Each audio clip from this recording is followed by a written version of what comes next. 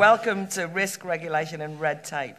We just had a plenary with 1,000 people at it, and we were discussing the issue of freedom, and it seems to me that the issue of freedom is very much in the context of a society that isn't sure about risk-taking, isn't sure what the balance should be in terms of regulating behaviour. And we have a coalition that says tear up red tape, but which actually is, as it seems to me, keen on regulating as anyone else in some spheres. We have been aware of the fact for some time socially, and it's been noted by many people, that there's a possibility that we've gone too far in being risk-averse and are creating a kind of cotton wool society. And that was one of the things I wanted to explore. The person who's going to speak first is Simon Nixon. Simon is the European editor of the Wall Street Journal's Heard on the Street column. He's the author of The Credit Crunch, How Safe Is Your Money? Second to speak will be Nick Butler. He's a visiting professor and chair of King's Policy Institute at King's College London. He's a treasurer of the Fabian Society and a former special advisor to Gordon Brown. And he's the former group vice president of strategy and policy development at BP. Next up, we have Josie Appleton. Josie is the director of the civil liberties group, the Manifesto Club. She's the author of The Case Against Vetting.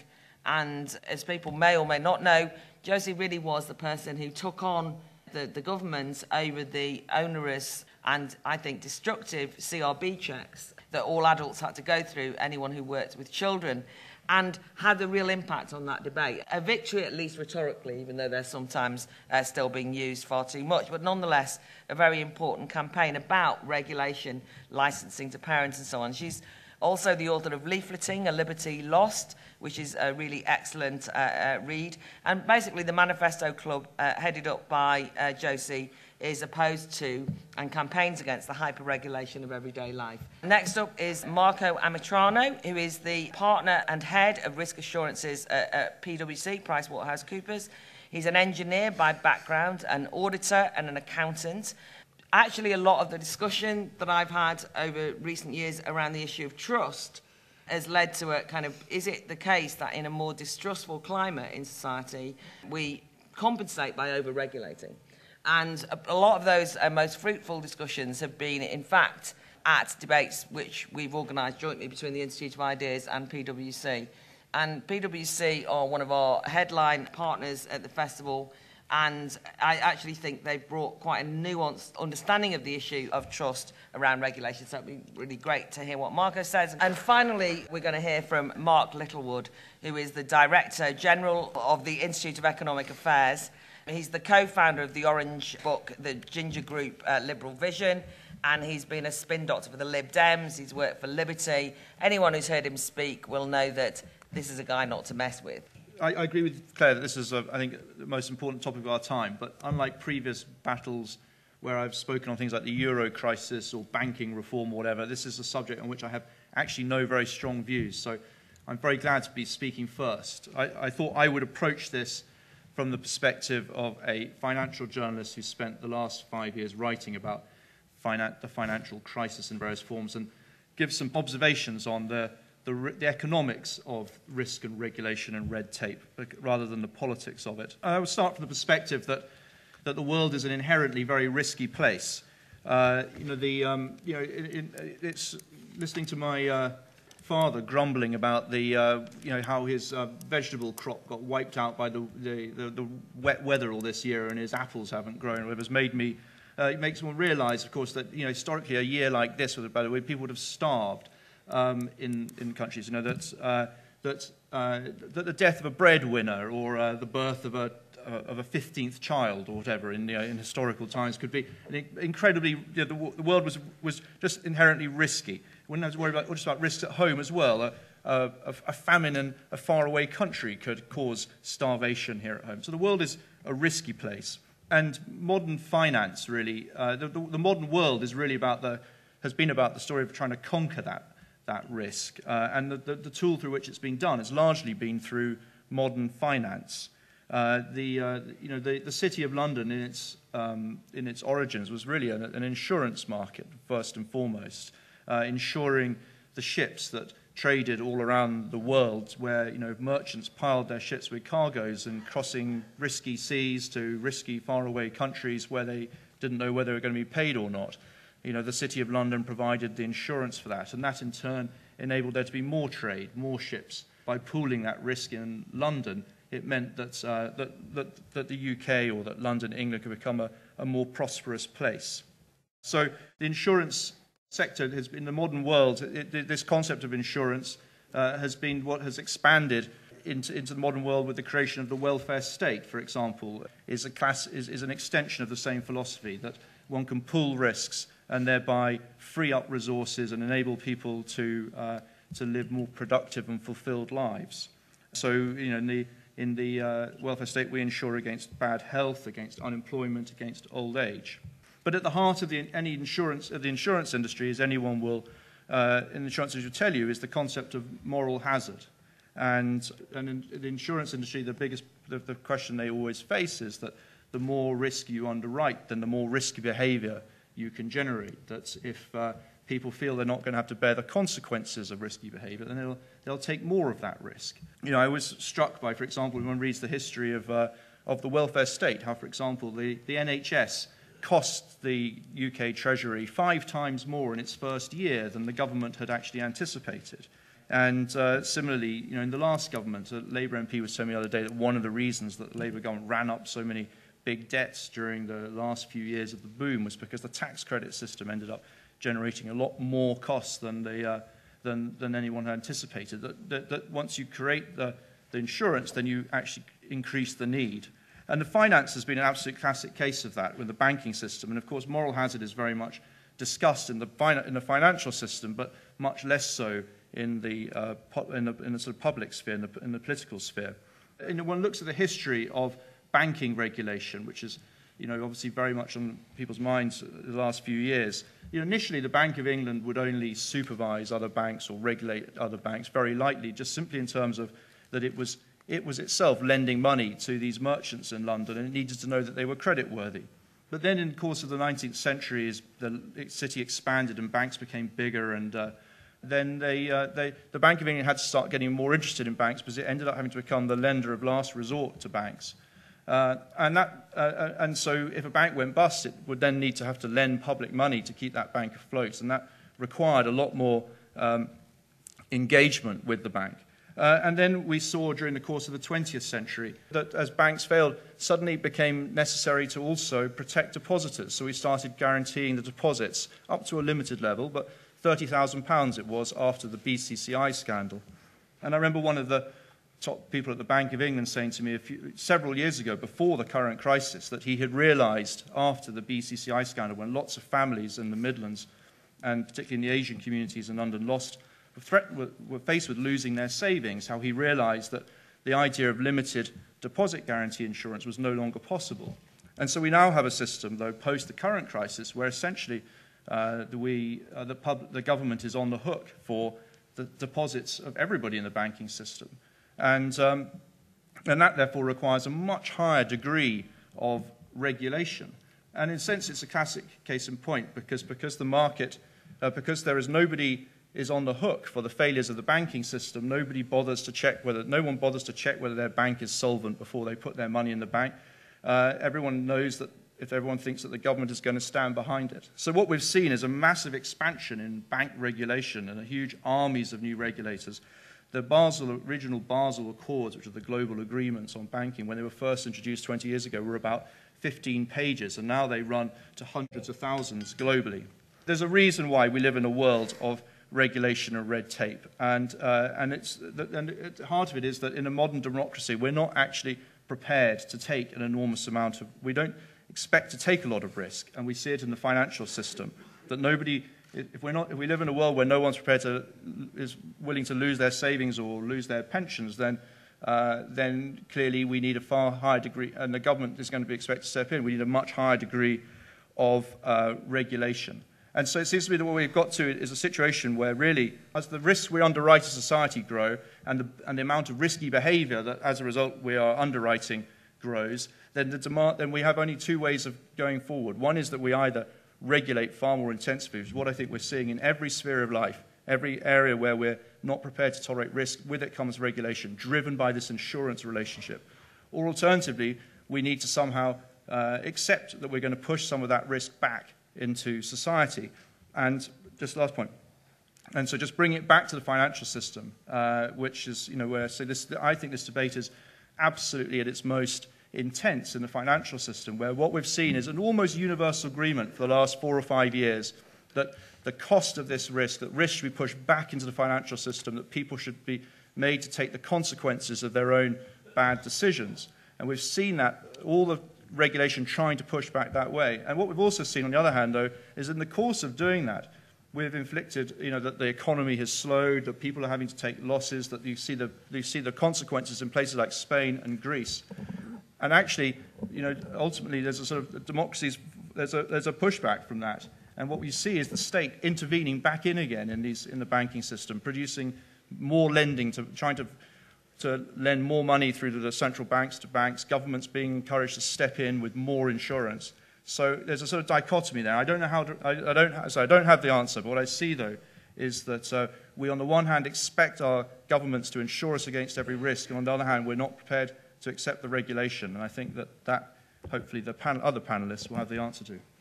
I think I would start by agreeing with some of what's been said, to the extent that it's clear that the level of regulation, the degree of formulation of rules has gone too far, and the reason for that is that the regulation that is being imposed has become ineffective because it's too voluminous for anybody to absorb. And it also, I think, takes away in a number of areas, and this is certainly clearly been the case in many industrial accidents, the sense of personal responsibility that people have to feel if you're going to have a really safe environment. So a big book that nobody reads, full of regulation, full of controls, is pretty useless. You need very specific and targeted regulation that people actually understand and know what they have to do with. And I think that we've moved a bit too far in that direction. So that's the first point. But then my second point is that I don't think that we should be attracted by this sort of libertarian right, Daily Telegraph, Daily Mail agenda of taking off all the rules because somehow they constrain our freedom. I do not agree with that. I think if you look at specific cases where that deregulation is being proposed, you should ask the old question, who benefits? Is it ordinary people, or is it those who have significant power and wealth already? And I'd take just a few examples. People say that there are far too many regulations on food.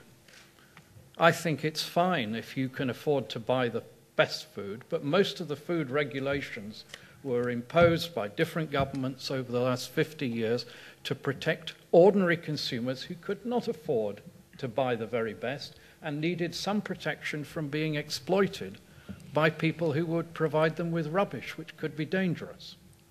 Now, I'm not defending every single regulation, but I do think that we ought to understand, and the same applies to the changes that are going on now through the coalition government to the planning rules.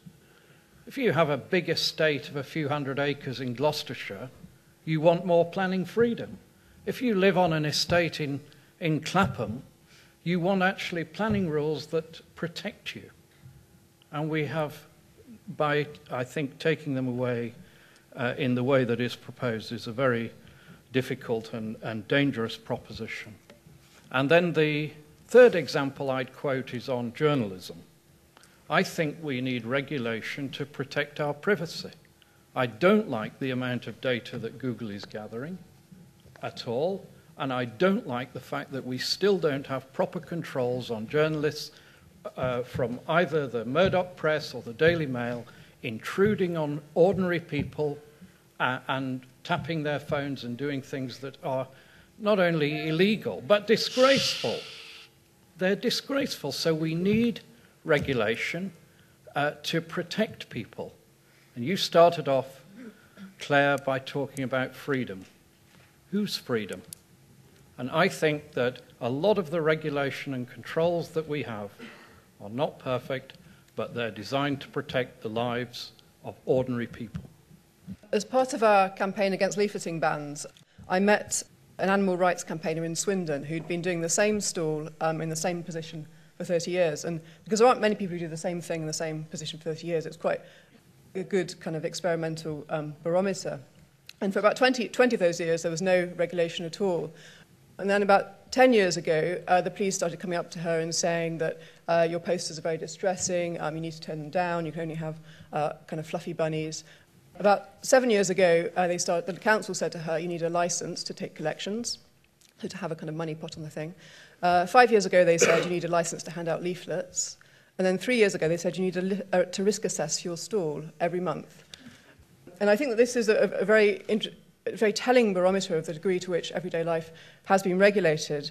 And I think it's a completely different kind of regulation to the kind of classic social protections that have been mentioned here. No 7-year-old chimney sweeps, essential protections in the workplace, health and safety, that kind of thing. It's very different in nature to those, and also to kind of classic of what capitalist regulation was about, which was about easing up kind of social life and enabling things to work better. I read child protection policies, and they're 100 pages long. I cannot see one thing that would actually prevent a paedophile from getting access to children. There are all sorts of rules. There are rules about the ways in which you transport children to football matches, the ways in which you take photographs, late pickup policies when the parents don't turn up at practice. You have this weight of bureaucracy, and there's not one identifiable, useful, functional element within it. I think there really are rules for the sake of rules. And very much, people can't understand them. They very much seem set against what people are trying to do. And people trying to do things in their neighbourhoods just encounter this weight of paper, which is purely an obstacle. For them, it serves no practical purpose. And I think what's happened is not actually about regulating risky situations. It's actually a view of unregulated life as in itself a risk. I'm always shocked by the number of things that councils describe as potentially criminal. So I've heard them talk about lost cat posters as being a magnet for crime, or live music. When the chief police officer said that live music, because it brought strangers into the area, so it created this sort of latently criminal effect. I think there's a way in which spontaneous life is seen as latently paedophilic, criminal, terroristic. And that's not actually about its actual danger, because that lady with her stall was not in any way presenting any sort of fire hazard or really offence hazard or anything, but it's actually just about a view of freedom. Counter to that, realistic worship of bureaucracy, whereby anybody who has been through the CRB check is de facto safe, and anybody who hasn't is de facto a risk.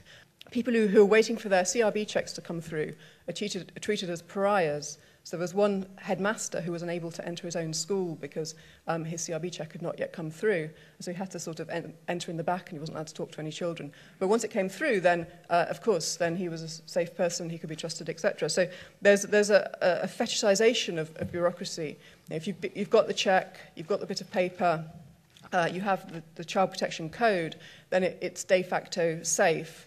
And if you haven't, if you've used your own initiative, or you just put something together with your mates, then it's de facto dangerous.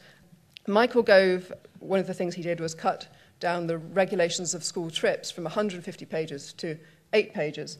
And the response from teachers' unions was this was a terribly negligent thing to do, because those 142 pages, there's sort of a sheer safety from a sheer weight of paper.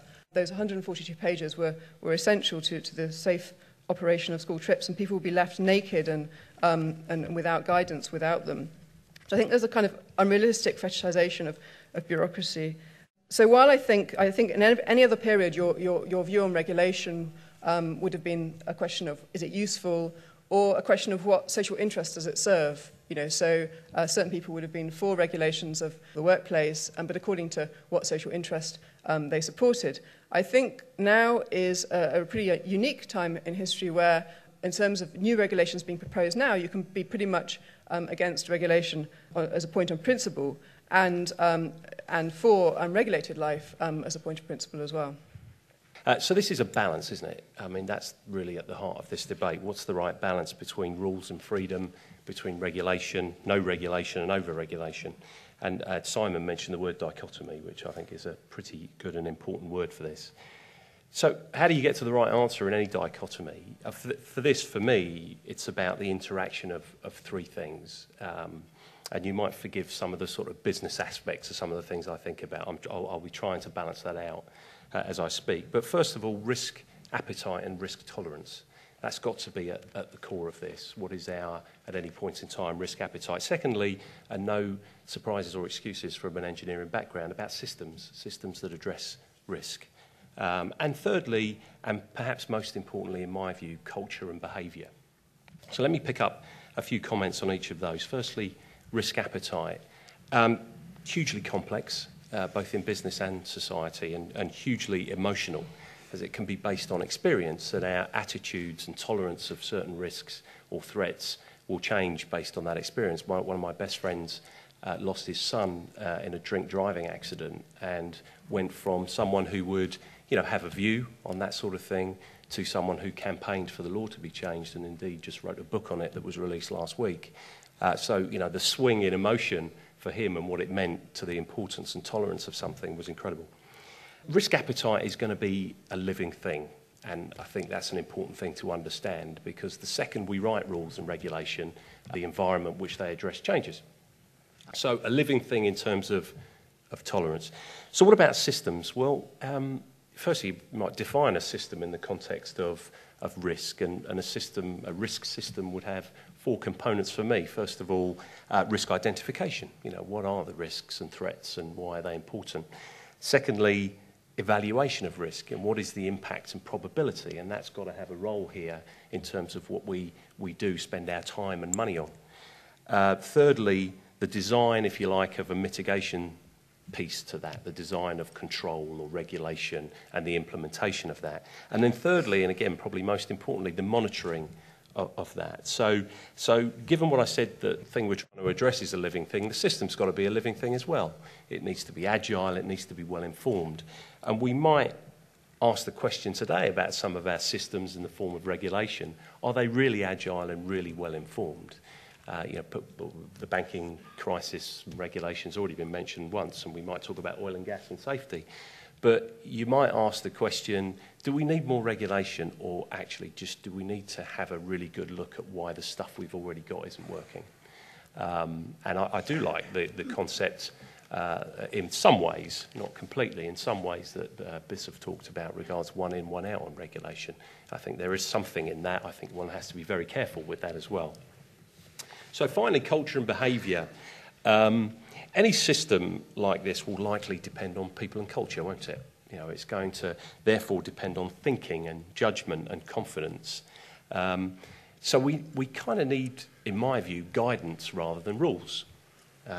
Signposts and not tracks, as I've heard somebody say in the past. And I think, therefore, despite any system that you build and its complexity, very simple statements in business and society, like doing the right thing or taking personal responsibility, become really important. Why? Because if they're front of mind, they actually might create a dilemma in a moment that we want to be created. I think you listen to people like Milton Friedman talking about business, and business social responsibility is about, generating the maximum profit with its resources while staying within the rules of the game. Business guy, I'm not sure I would agree with that statement in its entirety, because there are countless examples where a commercial proposition is profitable and it's within the rules, but actually it's probably not right. And we had examples like in the not too distant past, retailers marketing certain clothes for children that were, quote, sexy in nature. And whilst there was no law against it at that time and it was a profitable business venture, one might argue it just wasn't right. So those simple statements do importantly trigger the right dilemmas in the moment. So to me, in summary, this balance has got to be about focusing on desired behaviours as well as desired outcomes. And we might argue whether we're over-regulated or under-regulated, but to me that misses the point. It's, have we got the whole package, and is it a living system, is it well-informed, and is it agile? Claire, thanks very much. And I know you said in all our emails to us that you want us to be extremely brief and succinct, and I'm sure that's even truer of the person who's going last on the panel, so I promise to be so. In fact, I've made a public promise to myself to now never, ever speak in public for longer than I can make love. So in conclusion... Hey, that won't come up already. Right, carry on. Look, I think there's an important point about definitions here, because there is a problem that we are sometimes mixing up any form of rules or agreed procedures with things that might otherwise be laws. There has been an assumption, I think, in what we've said, what some of the other panellists have said to date, that regulation is definitionally brought about by the state. I don't think it is. I think companies and individuals can often self-regulate. At the Institute of Economic Affairs, a small company, 12 or so staff where I work, we put in place a whole series of regulations and rules that we have no state obligation to do so, but we do them to ensure that we build a certain degree of loyalty with our staff, that our staff have confidence to work there, that our guests have confidence to visit, and so on. So we mustn't assume that the argument here is between some sort of anarcho-capitalist libertarians who want there to be no rules and no laws in society, and those who want there to be a balance of rules in society. I think that the state needs to have laws, but I think an awful lot of regulation can actually be self-generated in the marketplace. And politicians, to my mind, seem completely incapable of doing this. I'm reminded of a terrific episode of The Simpsons. I looked it up before I came here. Season 8, Episode 2. It was an episode called You Only Move Twice, which was a spoof on the James Bond movie You Only Live Twice. And the supervillain, who's supposed to be Blofeld, he's in this episode called Hank Scorpio, appears, as they do in Bond movies. His face is broadcast straight into the United Nations General Assembly, making threats to the assembled leaders of the world. And he makes some threat that if they don't comply with his immediate demands within an hour, then some nuclear device that he's set up in New York will blow up and kill millions of people with it. And in this Simpson episode, one of the world leaders round the table says, "Yeah, well, he might be bluffing. He could well be bluffing. We don't know he's really got a nuclear bomb somewhere in central New York." And then the other says, "Well, we can't risk it. We can't risk it." And then yet another senior politician says, "Why not? I want to risk it for once. We always say we can't risk it. I want to risk it. Let's take the risk." And obviously it's a joke because no politician or bureaucrat ever says that. They're never incentivised to say that. Every incentive for every politician and bureaucrat is to do everything at any cost to reduce the risk of anything bad ever happening to anybody. And if that doesn't work, to do more of it. And this is what we see over recent decades. To give an example, if you look at the potential dangers associated with smoking cigarettes, I think a case could be made that in the 1950s a good number of people were unaware of the potential risks associated with smoking cigarettes. Cigarette companies would put up posters with doctors recommending a particular brand because they were good for your throat or help clear your lungs. But that was put to bed. And we have removed all advertising of cigarettes. We have insisted that the packs can contain in very stark words that these are bad for you. I would assert, I haven't done any opinion polling myself, that 99.9% of all adults in this country must be aware that smoking cigarettes is potentially very bad for you. But this still isn't enough. This still isn't enough. That's not battle won. No problem is ever solved. So more regulation is always the answer. And I think that at a governmental level here in the UK, and I've got some direct experience of it, it's worse than that. For my sins, I've spent a reasonable amount of time over the past 12 months as an independent advisor to the government's red tape challenge. And this is a government which professes itself to wish to actually remove red tape and regulation, and I believe they're broadly sincere in that belief. But when you get down to any specific regulation, there are 1,000,001 reasons why it can't be removed. So to give you an example, we were looking at the regulations surrounding professional money lending. which are a block to a lot of new finance platforms, peer-to-peer lending platforms. Potentially, if you lend somebody 500 quid over a peer-to-peer lending platform, are you now a professional money lender? This is a potentially substantial regulatory hurdle to these new businesses getting off the ground. That was accepted, but still the government was extremely reluctant to remove the regulation because the criminal prosecuting authorities argued that the professional money lending regulations were a very good way to track down loan sharks, to sort of, if you like, enter their properties and look through their books and then discover a whole raft of other crimes. So regulations stay in place for all sorts of different and, in my view, insane reasons. And I think we've got to get away from this argument of balance, security versus liberty. If we have that argument that we somehow can perfect the balance between the number of rules that the state brings in and an acceptable level of freedom against risk, I think freedom will always lose. That's what's happening. If you look at some of the utterly absurd regulations that have been brought in to prevent another 9/11 incident happening, again, to give an example, I think this has now been lifted, but the selling hosiery was banned at Heathrow Airport for the fear that this could be used to strangle people on board an aeroplane. And therefore you could not buy this from Boots once you'd gone through security. Stockings and tights, far, far too dangerous.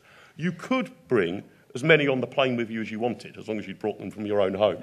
But you couldn't actually buy them at the airport. Now, it seems to me that the only Al-Qaeda threat that actually addresses is that the Al-Qaeda terrorists turn up at the airport and one of them says, right, who brought the tights? So, oh, God damn! Oh, we left them back at the house. What are we going to do? What are we going to do? Well, fortunately, there's a Boots over there. Why don't we go and buy some from Boots? And they walk in, and suddenly they surrender themselves because they've been foiled again. The brilliant security forces have managed to actually rumble their plane. My solution here, and to this wider problem, and I say this with a heavy heart, I'd like to find a kind of government that had the political will to really properly deregulate, not just stem the flow of regulations, which this government is doing. But I think that we're actually going to have to move to a world in which we accept that the way it's presently set up, more and more regulation is going to be a way of life. So I think that we need to move to exemptions from regulation. Actually, oddly, this might mean a longer list of regulations, but it should be easier to exempt yourself from it. It should be easier to write buyer beware, or in its original Latin, caveat emptor, on a product or a service. And we can marketise regulation. If it is true, as was suggested earlier, that the poor really want regulated food products, they will still be available. But they will have to compete with unregulated food products. And the poor people can decide for themselves. If you want to buy a traditional regulated can of cola that lists on the side every E number and every piece of sugar in it and everything else that's possibly in the tin, fine, go and buy one. There may be a higher price attached to it because of all of the compliance with the Food and Drink Standards Agency. If you want to take a risk, you can buy a can of cola that has in very plain writing on it, buyer beware or caveat emptor. And I actually think exemptions from this and allowing choice at the level of the individual citizen about whether they wish to buy regulated products or services or whether they want to take a risk might actually be the way to begin to crack this problem, not hoping that Sir Humphrey Appleby and the enlightened civil service suddenly the scales fall from their eyes and they start to roll back this frontier of the state. Thanks very much. I wanted to, first of all, ask you, Simon, just in terms of the kind of red tape initiative, there is this idea that, you know, the British economy is held back by over-regulation and red tape. What's your feelings on that? Firstly, I think that's an interesting point came out of this debate was, you know, where does all this regulation come from? And I think, you know, clearly a lot of it comes from the state and is quite a lot from big business and quite a lot from the bureaucracy trying to protect its own jobs. But I suppose I come back to my point that most of this is about insurance, to try and protect people from either from risks that have been transferred to the state or to insurers themselves, or it's about ensuring that having transferred the risks, these risks don't balloon because of moral hazard and increases in risky behaviour. And I think that's what most of this is about. And so, you know, Josie made the point, you know, with all these CRB checks saying, well, it won't prevent any paedophiles getting through. But I think that misses the point of this regulation. It's not necessarily designed to protect the children. It's designed to protect the institutions. Yeah. And that's what a lot of it is about. It's about protecting people from being sued. I dare say that if you ask the councils about the leafleting, they would probably say, well, you know, 30 years ago, we wouldn't have been sued if someone tripped over on a wet leaflet on a pavement and broke their collarbone. So a lot of this stuff is coming from the fact that we, the public, are just demanding more and more in terms of our own risk tolerance has gone down dramatically. We now expect to be able to be compensated for every misfortune in our life. And, so we as a society place this burden. If Royal Bank of Scotland had gone bust and people who had their savings wiped out, then a bank account, it would have been a revolution, I think. A lot of it is there to protect big business, actually. One of the biggest appetite for regulation is from big companies wanting to keep out small companies. I think that's another aspect of it. But, I think it probably does, obviously hold the economy back at one level. But the flip side of it is that if all that risk that is being transferred was transferred back onto the people who are actually creating the risk, then actually that also would slow the economy too, and that's what we're seeing in the banking system. Actually, Josie, I think that Simon makes a good point there that affects the things that you're talking about as well, but which is, to a certain extent, people want to be protected. And one of the things I find very tricky in the debate about freedom is people do sue. And actually people demand of the government often, I want to be safe at all times. I don't want you to take any risks. And then there's the whole insurance thing. So, I mean, how does that fit with you kind of running a kind of popular campaign saying, state, get off all... I'm not saying you do that, but you know what I mean? Leave us alone or all the rest of it. If, in fact, the public are a bit ambivalent. I think people have very much internalised this, and there is a demand. Some of the craziest regulations I found have come from local groups inventing them for themselves. So there's one sports club that they had invented a photography license system for parents to take photographs of their own kids, which involved wearing an armband, and which was not transferable between parents, incidentally. So each parent would have to get their own armband each year. So, and there was no one told them to do that. There wasn't a government policy. That was coming from absolutely nowhere.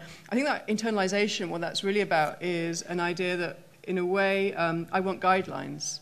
And so often people's complaint is, I want not that there are guidelines, but they're not sufficiently clear. So people have very much internalised that kind of fear of unregulation, what happens if it goes wrong, etc. But I think there's a great ambivalence, and so people are also very much experience it as frustrating. And I think that almost the same people could be quite conservative or quite radical, depending on the context, depending on what the people are saying around them. I think that the first dynamic is always the state. I think that with most of these regulations, you can see some form of initiative from what I call the clipboard class. The kind of a class of bureaucrats within the state whose mentality does drive these things. So in many cases, it's a question of something that makes their life easier. So police authorities are very keen to ban alcohol at any opportunity, so any kind of public event, they ban alcohol because it makes their life easier. If it's a dry festival, then it's easier for them. And so the kind of reorganisation of social life around the kind of ease of the authorities, I think that's one important dynamic. And the other thing is job creation. There's a lot of bureaucratic agencies that charge you a fee in order for them to then monitor you.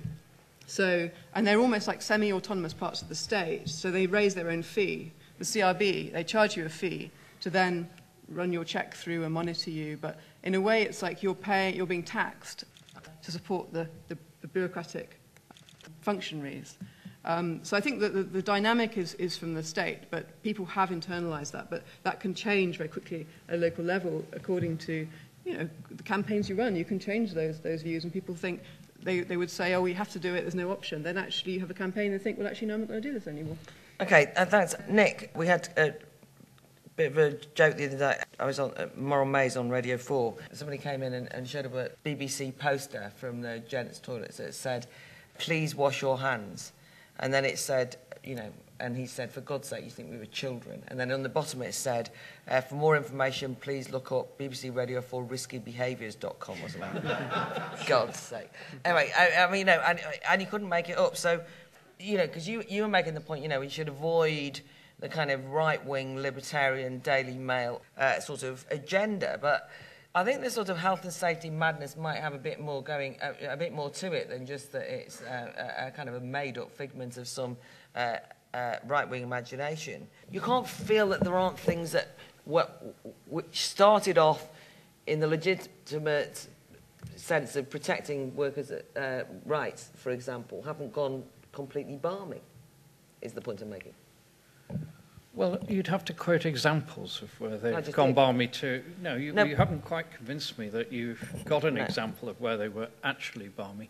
I'm I sure mean, do you that really- there are I- some yeah, yeah. regulations that are inappropriate. Why are they inappropriate? Because they're not effective.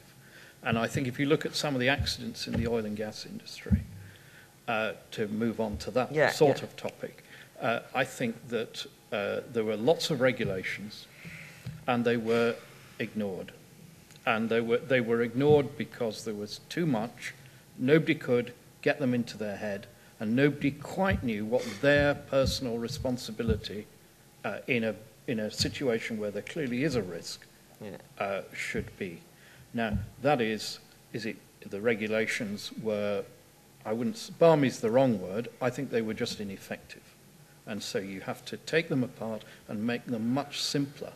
And if you have other examples of regulations that are not working, I think it's mostly because they're not stating clearly enough what they're actually trying to achieve and what the individual's responsibility in that context actually is. But just in terms of that responsibility, is it not feasible, and certain people have indicated this might be the case, well, and indeed you did, that actually the kind of formal regulatory framework can be the substitute for making judgments and actually taking responsibility. Yes. I mean, Yes. what we're talking about is not that if you have no regulation. I mean, I think Mark made this point. It doesn't mean that if you say I'm anti the kind of growth of regulation, it means that you all kind of run round madly. I mean, we haven't got there isn't a law that says that people here couldn't be booing and shouting and screaming as we speak. But, it's sort of civilized. We negotiate. Yeah. Bring it on. There's all. I know. All right, you've demonstrated the point, God. Anyway, but I'm saying that's the point. Is that people could, they don't. There's a kind of rational. We're all grown-ups. So why do you need all of this layer upon layer? You don't need the layer upon layer, but you need one layer. Right. Okay. You need a clarity. And then particularly some of the big accidents that have occurred, what was missing was there was a huge amount of regulation but no clarity on personal responsibility. And the other thing that was missing was there was no clear plan of what to do when things went wrong. And things do go wrong, and if you don't have a plan, you shouldn't start the work. And that's why I would personally be against drilling in the Arctic and things like that, because I don't think that there's a proper plan for dealing with an accident, and accidents do occur. You can't have a risk-free society. Mark? I mean, the question is, how do you measure it? I mean, Nick says, we've got to look at the regulations that aren't working. I'm not quite sure what metric we're looking at there. I would say we've got to look at the cost of them and then judge whether they're worth it. To give you an example, I mean, I was just looking at this theatre, okay? There's two quite steep staircases coming down. You would lower the risk of anybody who's come to this event falling over and hurting themselves or breaking their neck if you, the Institute of Ideas, had insisted that there was a rule that you will be accompanied by a steward and taken by the hand and led to your seat. If that was the rule that you had brought in here, less people would be falling down the stairs, injuring themselves or slipping up. To that extent, the regulation would work. I didn't notice anybody falling over when they came in, but presumably if we put this extra regulation in place, the numbers would, over the course of a year or 10, be even less. To that extent, it works. The question is, what is the cost of it? Is that really worth, saving one broken neck, 3 twisted ankles, and 5 injured and bruised egos? That's the question. I think that whether it works has to be a cost-benefit analysis, not just that there is some benefit. And on the sort of the oil industry thing, this goes to my worry that we have not just a regulatory environment which is all about safety, but increasingly a corporate cultural environment, perhaps spinning off it, that is all about safety. About 18 months ago, I was asked to go to a theatrical reconstruction of the BP blowout in Louisiana. And they had various experts there and me. I have no idea where I was invited. And we were supposed to advise on when did BP make the crucial errors that led to this absolute disaster. and you sort of had a red buzzer to hit as soon as you thought they'd done something wrong. And that they were hoping to get to, should we have issued a statement rather earlier? Should we have been more contrite rather quicker? Should we have had more people on the rig? I actually hit my red buzzer straight away, because the opening thing was a statement by BP saying, our overriding top priority is safety. I just hit my buzzer straight away. You've just lied. I mean, if your overriding top priority is safety, stop all of your drilling immediately. Right? I mean, stop all of it now. If safety is your top priority, end it. Close yourselves down. I thought your top priority was getting petrol out of the goddamn ground in order that we can run motor carts and make things with it. That's your top priority. It isn't safety. So you have already said something which does not stack up, which is a lie, essentially, which just can't be and just isn't true if you are operational at all.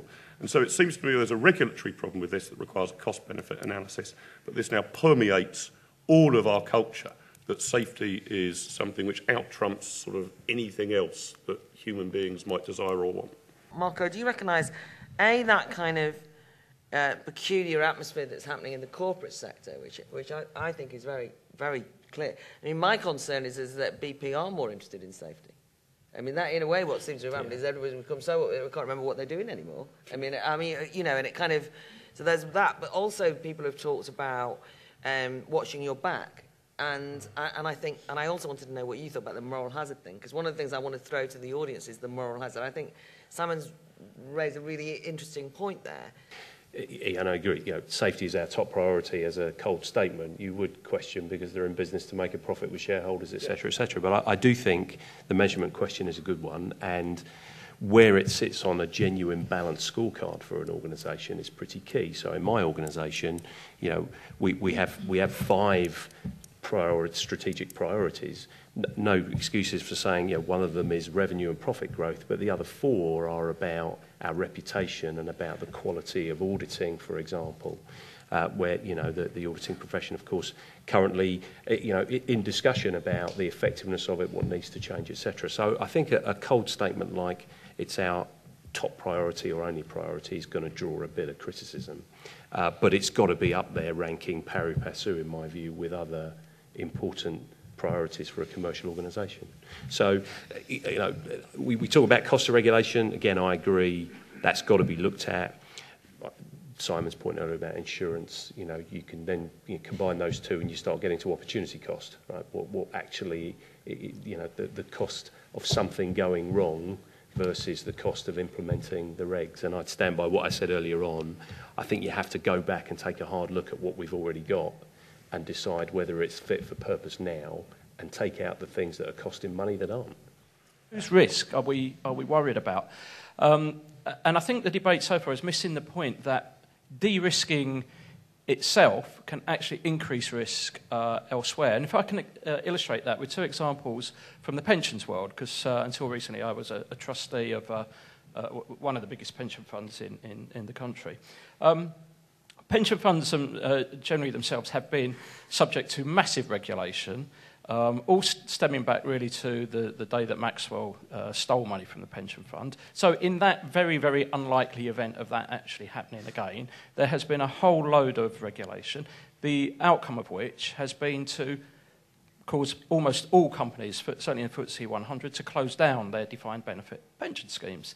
So on the one hand, we've done away with the risk of there being a Maxwell again, but we seem to be entirely happy to live with the risk of people retiring in poverty in old age.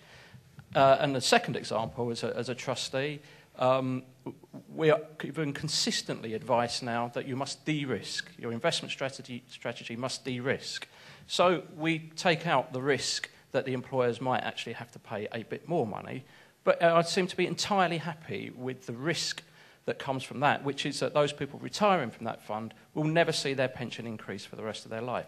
So it's this dichotomy really between, it's only some risk that we seem to be worried about. We seem to be entirely happy to run different sorts of risks by taking the de-risking approach. It seems to me that some forms of regulation can actually increase risk, not decrease it. Mm-hmm. I mean, how often have we heard when something terrible happens, the public relations people, the first thing they say is, we followed procedures. Yeah. Now, What I'm concerned about is that they may actually believe what they say. They may actually think that that was enough. I mean, if they're just public relations people who are saying it, I don't mind so much. But I come to Marco's point that the way in which you deal with risk in an organization, at any rate, ordinary safety things, is by having buy-in from the top and involvement with very simple propositions. My husband works for BP, and I have been on an oil platform, actually, and for very good reasons, I was told that the rules prevented me from going out onto the helideck and having a cigarette. For equally good reasons, rules prevent that you don't start fiddling around with spanners and screwdrivers and things, out making sure the valves are closed properly, otherwise you get your head blown off, as happened to one of my husband's colleagues. For less clear reasons, however, at the head office in Dice, there is a diktat that you're not allowed to do anything other than reverse park your car. And one day my husband arrived at work to find people looking out of the window. There was crowds. People were gasping and fainting. And he thought, what the hell's going on? Somebody had failed to reverse park their car in the car park. And the ripples of horror that were going around the building spread across Aberdeen in minutes. This is the difference between what makes sense and what doesn't make sense. And when BP say that their first priority is safety, well, to nitpick on that, I think, is unfair. What they will mean is that when they set about doing something, it's going to be that they will build that in whatever endeavour they're going into, that is not going to be missed from that endeavour. But believe you me, when Deepwater Horizon went off and everybody in America was jumping up and down, what they didn't think about for 1 minute was how much louder they'd be shouting when their air conditioning wouldn't work and their big cars had no petrol to put in them. It is not a risk-free thing to do to get oil out of anywhere. What you've got to do is put as many procedures in place to do it safely, to make sure that people are following the procedures, that they understand what they are there for. But there's an awful lot of people in this room who actually, if their cars had no petrol and their lights were out, wouldn't mind so much the kind of risks that were being taken on their behalf by other people. The worst offenders are our own people. The Health and Safety Executive is sick and tired, and their motto is fast becoming, not in our name. One thing that strikes me about the debate is that there is no distinction between risk and danger. It's sort of a socio-theoretical construct, if you like, to make this distinction, but I think it would be worthwhile considering it, because sort of what happens in my observation is that organizations might move from principle-based risk management to rule-based risk management. We have seen that in financial world, and it obviously didn't work well. And at the same time, in the public offices, we can observe that sort of people try to cover their back. So rather than expressing something as a responsibility, they talk about risk. But actually, what they mean is covering their back, and that is allocating responsibility. I think risk is a really lame concept, actually, for things that happen in social interaction. And I believe that we need to distinguish between risk and danger, where danger might accrue to a collective of people, say. I don't think they are just covering their backs. There might be some of that going on, but I do actually think they believe it when they say they're putting safety as their first priority, and that's actually what causes some of the problems. They put safety as first priority and generated so many rules and regulations that no one could understand them, and did it unthinkingly. I'd actually say the same thing about the financial crisis, in that what they were doing was not investing productively and taking a risk. They were looking for a return for no risk, and it was in searching for someone with no risk that they created the problems. So I think searching for safety creates its own risks. We need to distinguish between risks, which are, we've all said, risk is part of life, and then how we react to risk, which is part of culture. And it's actually our culture, which is extremely pessimistic nowadays, that lends itself to an overreaction to some of these things. So you can look at a real risk. Manila will flood this year, I can guarantee you that. And you can have one of two responses. The dominant response is to say there are too many people there who've put too much concrete down, which prevents the earth from absorbing the rainwater. That is the dominant narrative contemporarily. Or the alternative response would be to say, well, actually, we haven't built enough. You know, the sewage system, the drainage system still dates from the 17th century, and it's time to actually move ahead. And that's the key debate that's occurring in the modern world at the moment. Currently, all our leaders and civil servants are trained to imagine what is the worst-case scenario. That is a cultural norm that is quite new. It was never thus in the past. And it lends itself to peculiar types of responses. So when Margaret Chan, Director General of the World Health Organization, confronted H1N1 in 2009, she announced, this is a threat to the whole of humanity, because she opted to err towards the worst-case scenario. Now, actually, even at the time when she made that statement, she had sufficient evidence to know that that was absolutely not true. And then a bandwagon of public health officials started around the world who have created their whole careers around preparing for worst-case scenarios, who could not stop themselves from acting upon it as if it were the worst-case scenario. Therefore, what you have is something that's culturally driven. Yes, there are real risks. Yes, we must address them. But first and foremost, we need to challenge the cultural presumptions that shape our perceptions, the prescriptions people attribute to these situations, and the deep pessimism that really largely drives our responses in quite irrational ways. An example of worst-case scenario sort of risk consciousness that I encountered a couple of years ago was on a petrol forecourt being told that I could not use a mobile phone. And I was a bit taken aback, and then I saw the movie Zoolander, where a group of male models are spraying each other with petrol, and one of them sparks up a cigarette, and of course the whole thing goes up. And I thought, hang on, really what's going on in the real world is that they're projecting something that is like way out there as an extreme possibility, a worst-case scenario, and they're dealing with that as though that is the problem that we're facing. And it's just not the world that we live in. I mean, having come across as a bit of a raving libertarian in what I've said so far, I would just like to add, I don't think there's anything wrong with covering your back, right? I mean, that strikes me as being a pretty sensible business practice. I cover my back the whole time. We have accountants and auditors looking through our money to make sure that nobody is stealing it. I'll very often seek a second opinion from an expert, or if I'm worried about making a particular call, because I think it's very controversial, I'll refer it to the chairman of my board of trustees.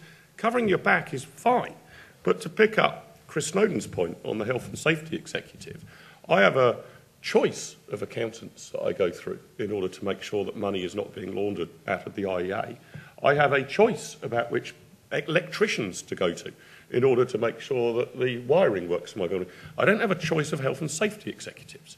And health and safety for my working environment is a product that and a service I wish to buy like any other. And I think an awful lot of this, and even the discussion we've had here amongst people who've thought about these issues, and I think are generally in favour of individual freedom, I think that an awful lot of the problem here is we assume that if we withdraw a load of regulations, that it's the point you make, Claire, that it's suddenly the Wild West. Well, there's quite a lot of other principles of law to fall back on, like contract law. So if I promise to the staff at the IEA a safe and warm environment, for example, as part of their contract of employment, then I don't think you need the health and safety executive to actually come round with a tick box sheet to tell me what that amounts to. They could sue me in a court of law if it is obvious that I have, been highly negligent about providing that environment.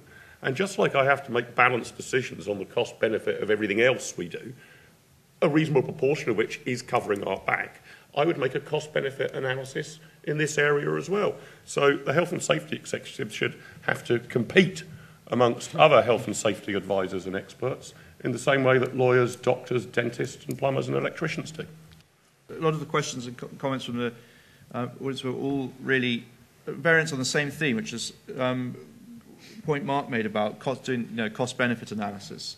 And I suppose the issue is, how do you measure the costs? And if you're, so to take for example BP, the cost of cleaning up after the accident, when you add in all the legal costs, maybe 20 billion. But then there's also the reputational cost.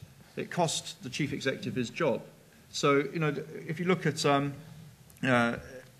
Barclays rigging LIBOR well, it made it, you know, how do you measure the cost of that for Barclays? It cost $450 million in fines, but it cost Bob Diamond his job, and it's done huge reputational damage to the bank. So, the first law of bureaucracies is that they look after themselves, and so, you know, similarly, a lot of the regulation may come from bureaucracies that are trying to, for whom the cost is not measured in money, it's measured in reputation or measured in jobs or whatever. It's a much, so that, I mean, part of the issue is, therefore, is how does one do the cost-benefit analysis? How does one measure the proportionality?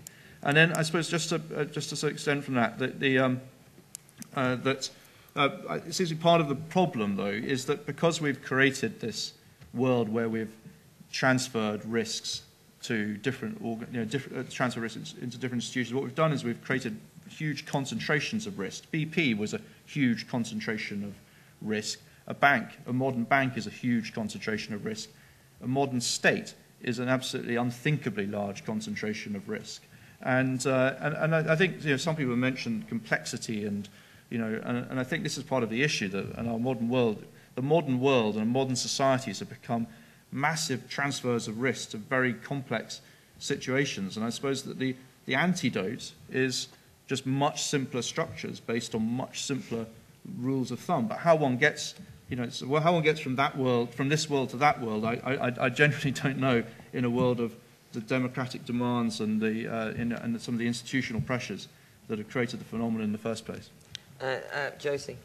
I think the procedures were followed point is really important. There was a case recently of a teacher who lost his job because he gave a stranded pupil a lift home after school. And I think that's a classic example of the cheating union had a policy which was that it was a risk to travel in your car alone with a child.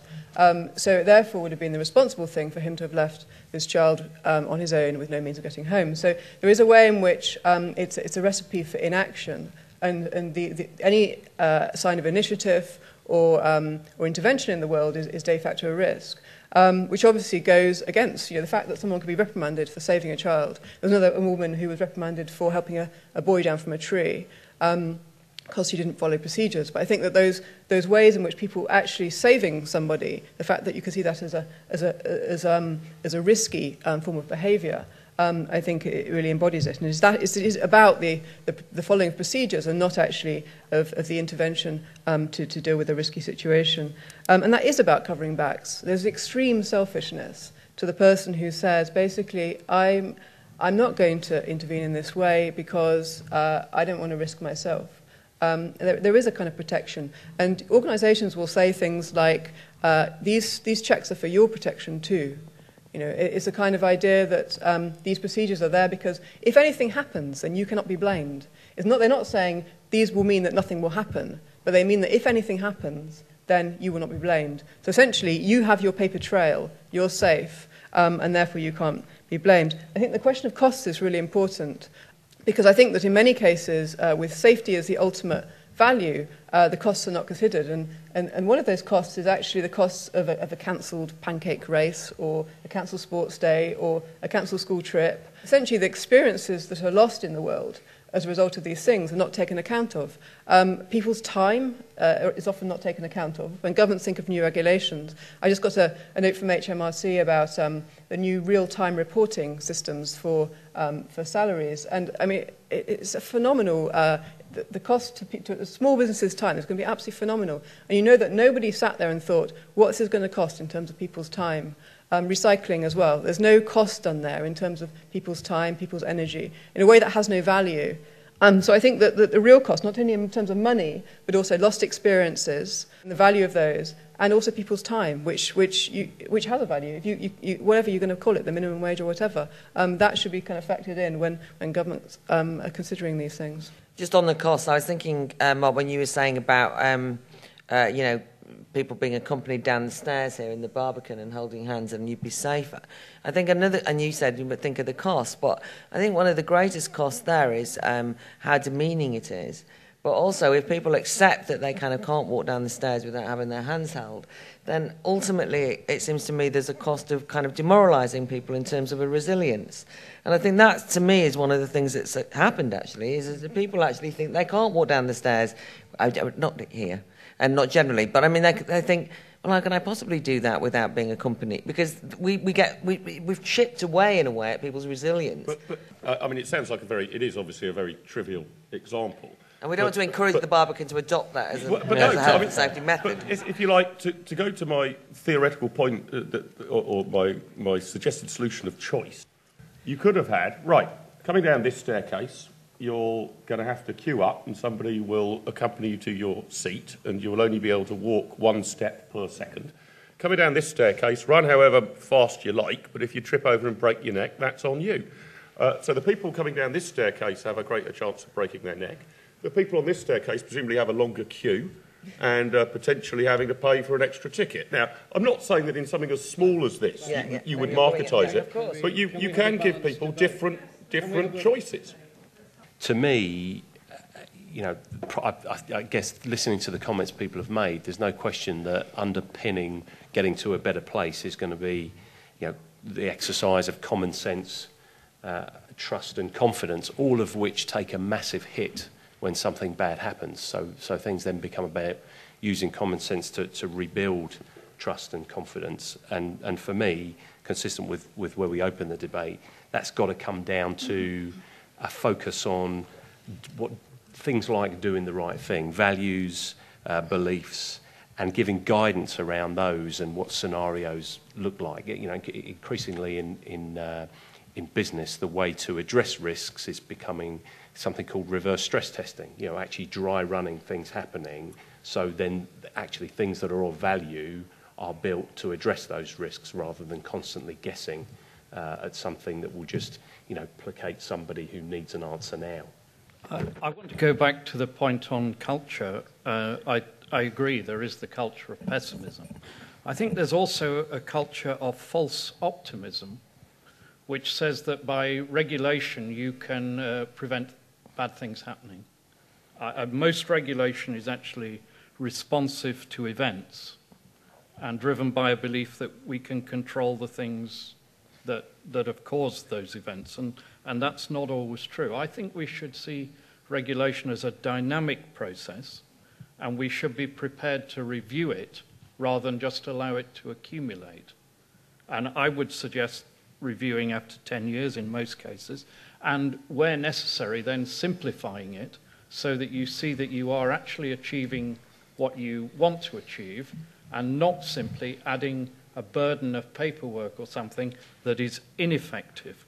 I think there would clearly, if you did that, be a number of things that would fall away, like the reverse parking, which is obviously nonsense, and you can think of many other nonsenses.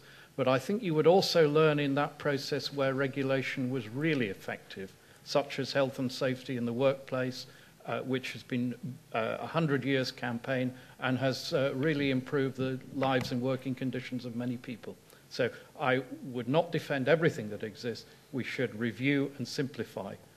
But I think it's the culture of pessimism and optimism is right at the heart of this. First, just to agree with what Nick just said, as a lawyer, I think it would be a jolly good idea if all statute, law and regulation had a sunset clause of 10 years on it and was just constantly reviewed, because it does accumulate. Otherwise, you get this silting up effect of all this stuff that's out there. And Speak a bit louder. It actually brings the law itself into disrepute. But to go back to the question I actually wanted to ask, can we really accept this excuse for government that this constant flow of new regulation is driven by demand from the population? At some point, they've got to do what Marco said businesses have to do and say, well, it might be desirable and it might get us votes, but it's just wrong and we shouldn't do it. And the best example of that is the worst kinds of misregulation, which are those sponsored by big business, which actually create barriers to entry and stop new businesses from beginning.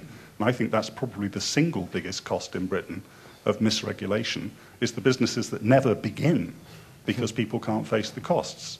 I was 30 years a lawyer. I trained in a medium-sized firm in Nottingham. I retired from a large firm in the city.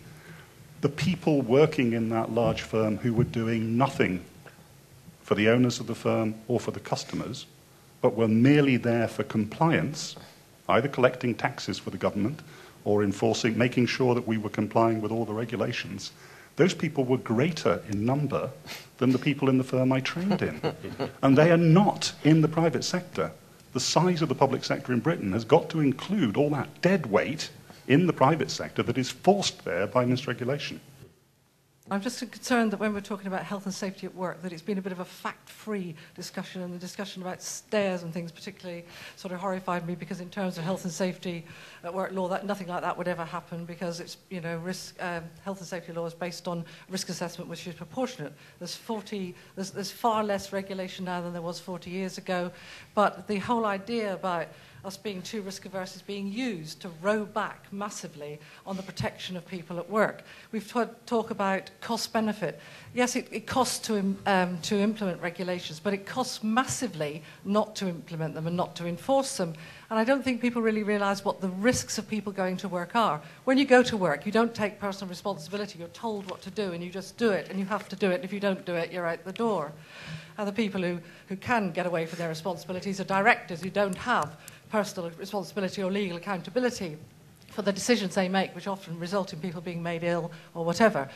Don't think people realise quite what the risks are. A local councillor in my area wrote to the paper and said, health and safety's gone too far, you have more chance of winning £1 million on the lottery than you have of being killed.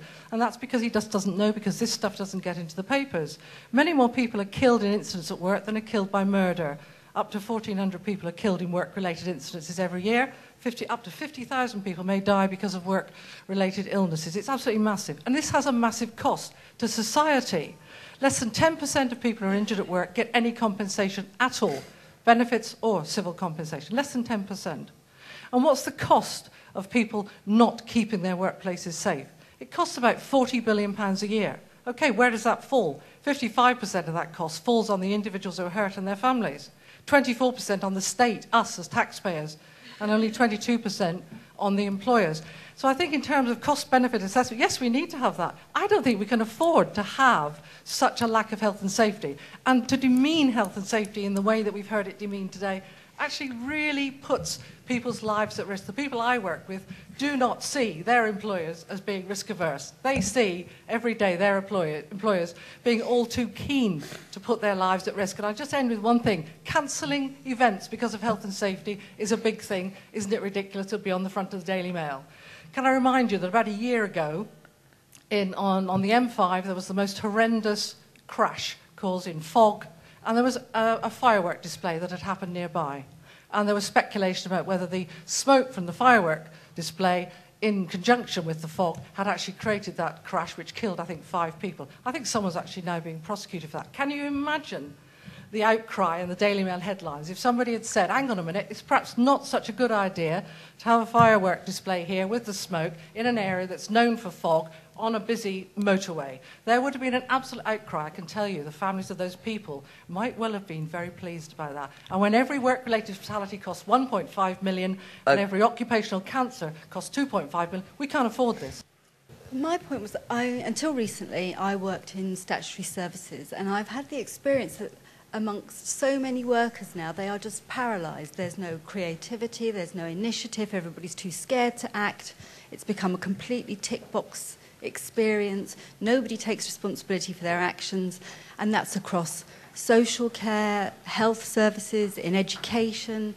And I just wonder where it'll all end if actually everybody has to work by a manual. 3 quick points. The first one, I believe the US has more regulations than the UK. The second one, a simple model I have for managing risk is that there are 4 things you can do, 4 T's. Take, treat, transfer, or terminate. And I think there was some discussion about insurance, which was about transfer of risk. The question is, who is that risk transferred to? Now, insurance, originally it was the pool of people who took out the insurance, but I see a lot of risk is now being transferred back to the users. And I think, so society is having to take the risks for the banks, right? So that's the model, but how does the model play out? And just to the final point about, risks. I was a risk manager in industry, in the oil industry for many years, and the biggest problem I had, I couldn't deal with what I call with the real risks, because I'm having to spend time on dealing with other, what I would regard trivial risks, which everybody thought were too great. And so we haven't got our balance right. We've got the models, but we need to think the balance through a bit more than in the past. And many of the things said, I think, need to be done. For me, there are a couple of issues. I guess how we deal with loss, how we deal with blame, and the common sense issue. I mean, the fear of loss is human and normal, and going to someone else's point before, I don't think we live in a more risk-averse society. I think we've always been scared of risk. The reality is we live in a safer society. We've become better at controlling it. And so we think that because we can control it better, that we can eliminate it. The reality is we can't. And I think how we deal with that, and it's a normal thing to try and blame someone when things have gone wrong, but the reality is that things will go wrong, and sometimes someone will be to blame for that, but it's then the reaction to that blame that I think we all need to be, I guess, a bit more conscious about. Just adding more and more regulation on top doesn't fix the reality that we live in a risky world, and if we eliminate that risk, we just wrap ourselves in cotton wool, and we wouldn't get on with anything. Sunset clauses, which Nick raised, I'm attracted to this idea if the regulation's been on the books for 5 years, 10 years, whatever, you have a look at it, you ask whether it's still doing any good, and if it isn't, you rescind it. I think that can do some good. It doesn't solve the totality of the problem, because quite often with a regulation, your costs are up front. I mean, imagine a regulation that says you must build a rail by every staircase in every theatre. Well, once the Barbican Centre has built, constructed and nailed those rails to the wall, in 10 years' time, saying, well, actually, you no longer have to do so, isn't much of a cost saving for the Barbican. I guess they could pull them out if they wanted to, but quite often the costs are up front. This lady at the front, I agree there's a balance between risks and costs, and it goes really to what you were saying, Claire. I don't really buy this view of the world, that here in the UK, if you like, every employer is desperately trying to get away with making sure that every employee is running a high risk of tripping over wires, getting sick, dying of a cardiac arrest, falling down the stairs or such like. That's not true. You are under a sensible, self-interested desire to treat your guests and employees well. So I'm quite worried that staff at the IEA might fall down the stairs or might not be able to get out of the building if it's on fire. The question is, how and where do you assess the balance of cost and risk? And if it really is true that we haven't done enough on it, well, there's a market solution to that. The final thing I would say, though, is that although we've all spoken about how everybody's incredibly risk-reverse, we're all wrapped in cotton wool, isn't this going to be a completely sort of undynamic, tedious society in which nobody ever does anything? Yeah, that is a worry, but I don't think it's the totality of it. And you referred earlier, Claire, to Felix, that complete lunatic who threw himself out of a balloon. Was it 23 miles up? 28. I mean, 28 miles up. I mean, it's absolutely extraordinary. But the response to that seemed to be, what an heroic, unbelievable, incredible thing to do and to achieve. I mean, I understand it very nearly went wrong. And presumably, if it had gone wrong, that would have cost him his life. I can't see how you can get out of that with a broken ankle or a twisted knee.